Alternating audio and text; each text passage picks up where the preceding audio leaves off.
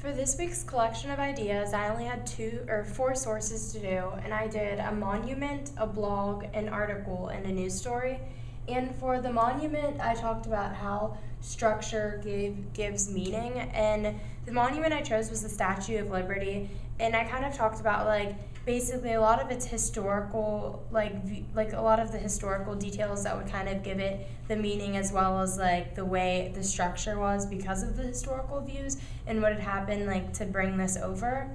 And for the blog, I talked about I interpreted the writer's connection on a personal level, and I used a personal blog that I found online, and I kind of tried to connect what the writer was saying maybe to their own life and how it affected them in that sense.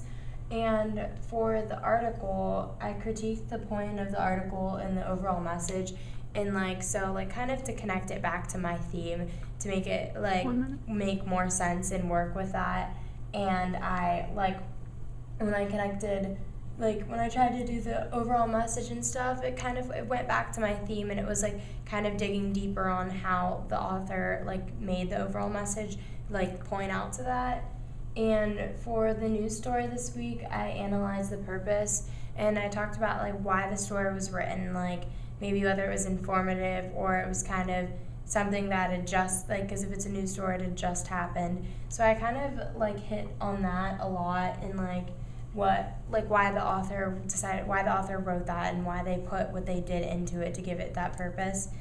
And then overall, I feel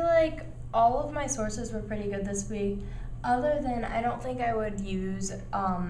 the article, because I feel it didn't completely fit my theme and what I was going for. And so I think that the other 3 would be pretty easy to use, but I think that the article is something that I probably wouldn't use. And I feel I got a lot more of connection with my theme from the 3 sources that were effective for me, and so I think they will be placed in my research paper.